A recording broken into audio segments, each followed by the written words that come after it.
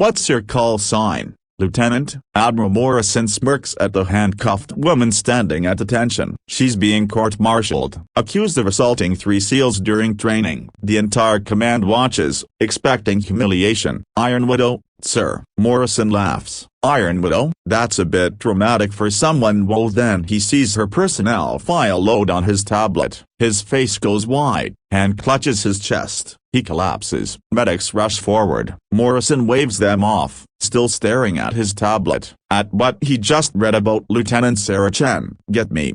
He gasps. Get me DevGru command, now. But here's what nobody expects. The 3 SEALs she assaulted walk into the hearing room, faces still bruised, but they're not here to testify against her. They're here to explain what really happened. Sir, the lead SEAL says, we need to tell you about Iron Widow. 2 days earlier, SEAL training compound, hand-to-hand combat assessment. 3 SEAL Team 6 operators, experienced, dangerous, testing the new female integration program. Let's see what she's got, one says. They expect regulation sparring, control techniques, basic defensive moves. What happens next becomes DevGru legend. Sarah doesn't wait for them to attack. She attacks first. First SEAL never sees the strike coming. Nerve cluster hit, drops his weapon. She's already moving to the second. Joint manipulation, disarm, pressure point strike. Second SEAL on the ground in 4 seconds. Third SEAL is the team leader. Combat veteran, 19 years experience. He lasts 11 seconds. Sarah uses techniques that aren't in the SEAL handbook, moves that come from somewhere else, something beyond standard military training. All 3 SEALs on the ground, conscious but unable to move. Precise strikes to nerve clusters that temporarily paralyze without causing permanent damage. Total time, 23 seconds. But here's what makes this impossible. These aren't regular SEALs. They're DevGru, the absolute best, and she dismantled them like they were recruits. What the hell was that?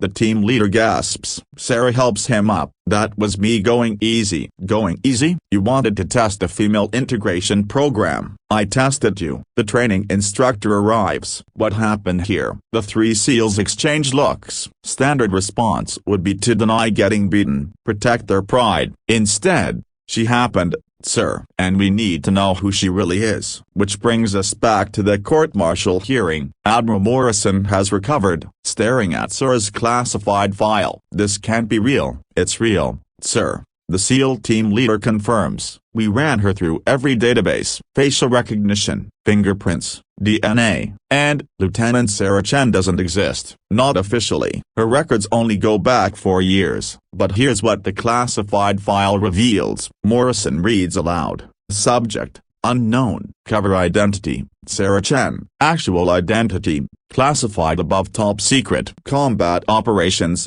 63 confirmed. Hostile eliminations, 117. Operational designation, Iron Widow. The room goes silent. She's not Navy, Morrison says. She is now, sir. 4 years ago she requested asylum and protection in exchange for her operational knowledge. Asylum from where? The SEAL team leader pulls up a photograph, shows it to Morrison. This was taken in Chechnya, 2014. Russian special operations eliminate a rebel leader. Morrison looks at the photo, sees a woman in Russian military uniform, the same face as Lieutenant Chen. She's Russian Spetsnaz, was, sir. GRU Spetsnaz Alpha Group, Russia's most elite special operations unit. But here's what makes her more than just a defector. Admiral, Iron Widow wasn't just an operator. She was their top asset, the one they sent when everyone else failed. Morrison accesses more files, says here she completed 117 missions for Russian intelligence, then defected to the US with classified information. Not just information, sir. Training methods, tactical doctrine, and combat techniques that our operators have never seen. That's why she destroyed 3 DevGru operators in 23 seconds. She wasn't using American techniques. She was using Russian Alpha Group methods combined with something else. Morrison keeps reading. Something else? Systema, sir. Russian martial art designed for killing, not sport. combined with Krav Maga from her time training with Israeli Special Forces, and traditional combat techniques from Chinese Special Operations. Here's what you need to understand about that combination. Iron Widow didn't just master one fighting system, she mastered 4 different nations' special operations combat methods, then created her own hybrid system more lethal than any of them. Why did she defect? Morrison asks. The SEAL team leader's expression hardens. Because Russia ordered her to eliminate a target in the U.S. a senator. She refused, went underground, contacted CIA and offered everything in exchange for protection. How much did she give us? Enough to roll up 17 Russian intelligence networks. Enough to identify 43 sleeper agents. Enough to prevent 6 planned attacks on U.S. soil. Morrison looks at Sarah, still standing at attention in handcuffs. And we repaid her by putting her through court-martial. Sir, we didn't know. Her cover was perfect. She was just another female officer trying to make it through SEAL training. But here's what changes everything. Morrison stands, approaches Sarah. Lieutenant Chen, these handcuffs are inappropriate. Sir, I assaulted 3 SEALs so you defended yourself against what you perceived as a hostile test. Given your background, your response was proportional. Sir, remove her restraints. Now, as the handcuffs come off, Morrison addresses the room. This hearing is closed. All personnel except DevGroup Command and Lieutenant Chen are dismissed. After the room clears, Morrison sits across from Sarah. Iron Widow, we need to talk about your future. My future is integration, sir. Becoming a regular officer. Your future is training. Teaching our operators what you know. But Sarah shakes her head. That's not why I defected. I defected to stop being a weapon. You're not a weapon. You're a guardian with unique skills. Skills earned by killing for a government I no longer believed in. Here's where Morrison's approach changes. Lieutenant, how many of your 117 Russian missions were offensive operations? Sarah considers. 42. And the other 75, defensive, protection, hostage rescue, counterterrorism. So you weren't just an assassin. I was whatever they needed me to be. And now, what do you need to be? Sarah looks at her hands. Hands that have killed, hands that have saved. I need to be someone who only uses these skills to protect, then teach our operators to do the same. 3 weeks later, Sarah stands before 20 DevGroup operators. The same 3 she defeated are in the front row. My name is Lieutenant Chen. Call sign, Iron Widow. For 8 years I was Russian Spetsnaz Alpha Group. I'm going to teach you everything I learned. The operators lean forward. This isn't standard training. First lesson. American hand-to-hand combat is designed for fairness. Russian combat is designed for killing. I'm teaching you the difference. She demonstrates. The techniques aren't pretty, they're brutally efficient. This is nerve cluster targeting. Hit here,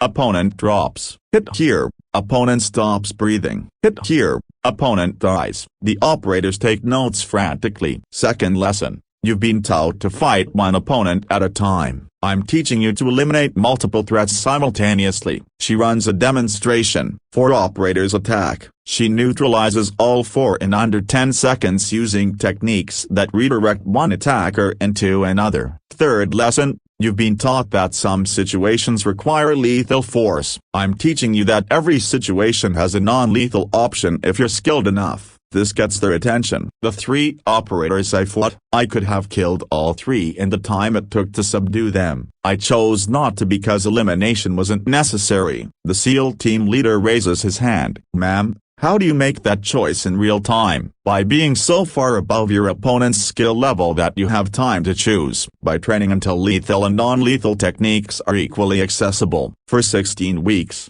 Sarah transforms 20 DevGroup operators into something beyond standard special operations, teaching them Russian techniques combined with her hybrid system. But more importantly, teaching them judgment. This is a hostage situation. Standard protocol says eliminate the threat. I'm teaching you how to eliminate the threat without risking the hostage. She demonstrates on live training scenarios, using techniques that shouldn't be possible but work because of her extraordinary skill level. This is multiple armed opponents. Standard protocol says use your firearm. I'm teaching you when hand-to-hand is faster and more effective. She shows them scenarios where closing distance and using Russian close-quarters techniques neutralizes threats before they can fire. On graduation day, Admiral Morrison addresses the class. Your instructor didn't just teach you techniques, she taught you a new way of understanding combat. But here's the real test. 6 months later, 4 of Sarah's students face critical situations. One encounters a hostage scenario where standard protocols would risk civilian life. He uses Sarah's techniques, eliminates the threat without harming the hostage. One faces multiple armed opponents in close quarters, uses Russian systematic techniques, neutralizes all threats before they can engage. One confronts a situation that could turn lethal, recognizes a non-lethal solution using techniques Sarah taught, resolves the situation without killing. One must protect a high-value target against superior numbers, uses hybrid defensive techniques, successfully defends without casualties. 4 situations, 4 successful outcomes using Iron Widow's training. That evening,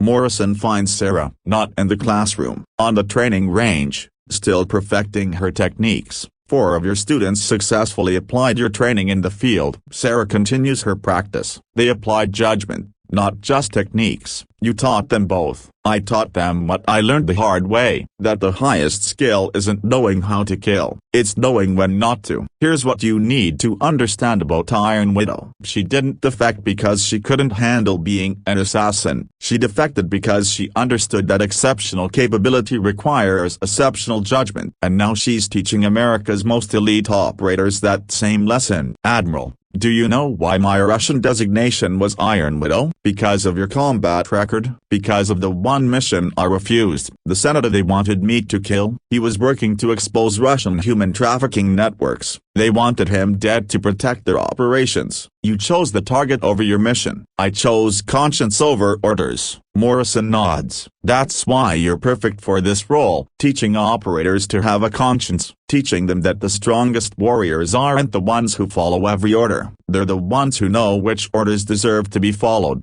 Remember Sarah Chen when you see someone with exceptional capabilities who chooses to use them with exceptional judgment. Real warriors aren't defined by their kill count. They're defined by their kill choices. Iron Widow didn't stop being dangerous when she defected. She became more dangerous, because now her incredible skills serve her conscience instead of someone else's orders, with a call sign that represents both her lethal capabilities and her moral strength. Teaching America's elite that the truest strength is knowing when your power should remain sheathed.